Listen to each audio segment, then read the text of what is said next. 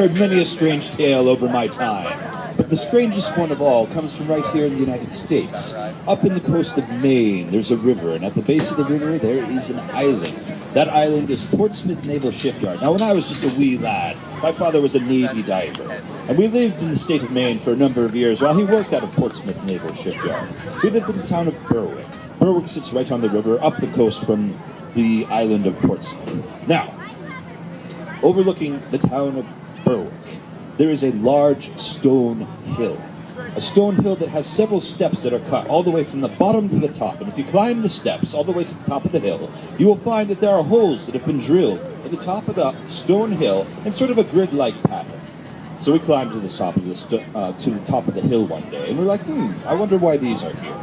So my mother went to the town library, and she started to look up why all these things have been created. And she found out from the people that knew and from all the pictures from back in the day that there used to be a house up there, and the house had something of a reputation. Everybody that lived in the village called it the witch's house. And this is the story of the witch's house and the white coffin. Now, back in about the 1850s, there was a railroad tycoon that made his fortune by cutting rail lines into the interior of Maine. Places that you couldn't reach by river before. Places that lumberjacks had never gone, so the forests were still as large as they had ever been. So he cut all these rail lines into the interior of Maine. And all the lumber companies hired him to ship out all the lumber that they harvested down to the river, where it would go to Portsmouth Naval Shipyard, where the Navy would build frigates and battleships out of it. The railroad tycoon made a boatload of money, no pun intended. Made a boatload of money from doing this, and he lived and passed away very happily after a number of years. His wife, on the other hand, is somebody where things start to get a little strange, I should say. After her husband passed away, the wife of the railroad tycoon started to invite sorts of strange people over. They would have seances, people that believed that they could talk to people that had passed onto the other side of the mortal coil, people that would hold witchcraft readings and tarot card readings, and palm signs, and all sorts of mystical things that had the people of the town a little on edge.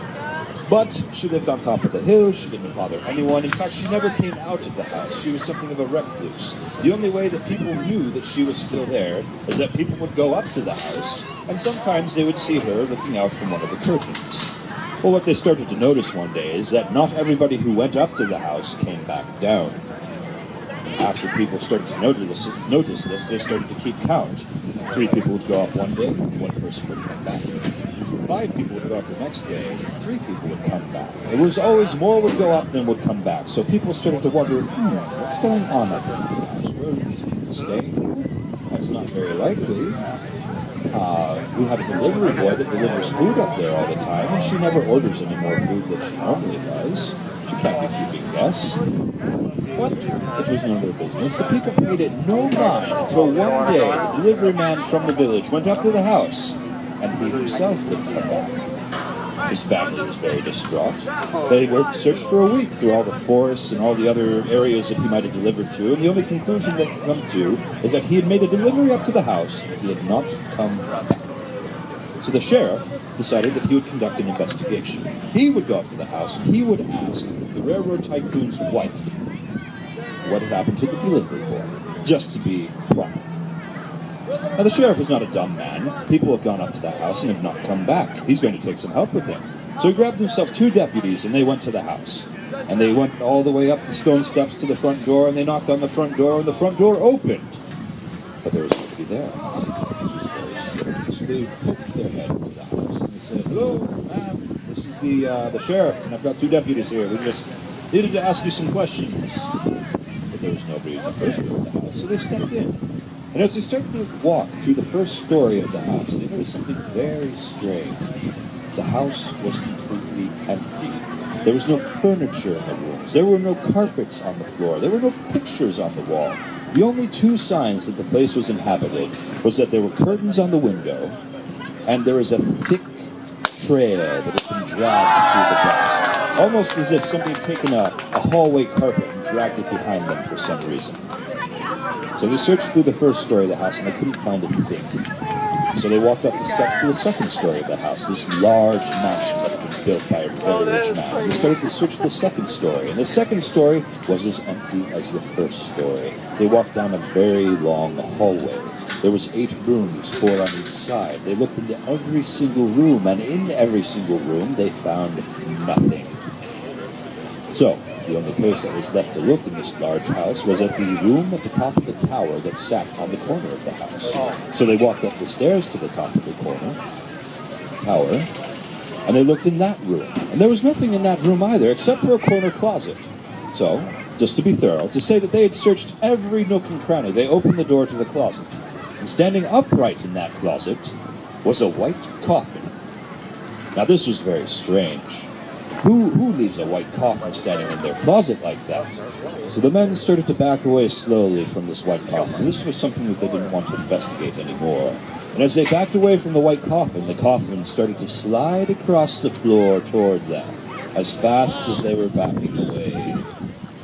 Now this got the deputies and the sheriff very scared. So the sheriff, he pulled out his pistol and he shot at the coffin. Now this was back before smokeless powder was invented. So when he shot at the coffin, it made this huge cloud of smoke that completely obscured the room.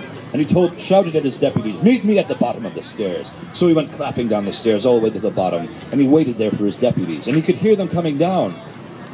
But out of the smoke, his deputies didn't come. The white coffin started sliding down the stairs after him. So at this point, the sheriff was very scared. And the thing that scared him the most was that the sheriff was an excellent shot. He'd shot right at that coffin, but there was not a bullet hole, there was not a scratch, there was no sign that that bullet had hit the coffin at all. So the sheriff started to turn around and he ran. He ran as fast as he could. And he kept looking over his shoulder. And every time he looked over his shoulder, the coffin was that much closer to him, sliding along the floor behind him, faster and faster and faster, catching up to him. So the sheriff ran all the way down the hallway, turned the corner around the stairs, and as he turned the corner, he slipped, and he fell all the way down the stairs. And the coffin was right behind him. And when he reached the bottom of the stairs, his leg was broken. His arm was dislocated. He's crawling across the floor as fast as he can as the coffin looms over him. And the lid starts to open, and this weird red light starts to come out from the coffin. The sheriff realizes the only thing that he can do to save himself is to reach into his pocket, pull out a cough drop, and say, "This will stop the coffin." Ladies and gentlemen, that is the story of the white coffin. It is so scary, I bet you will pay me never to tell it again.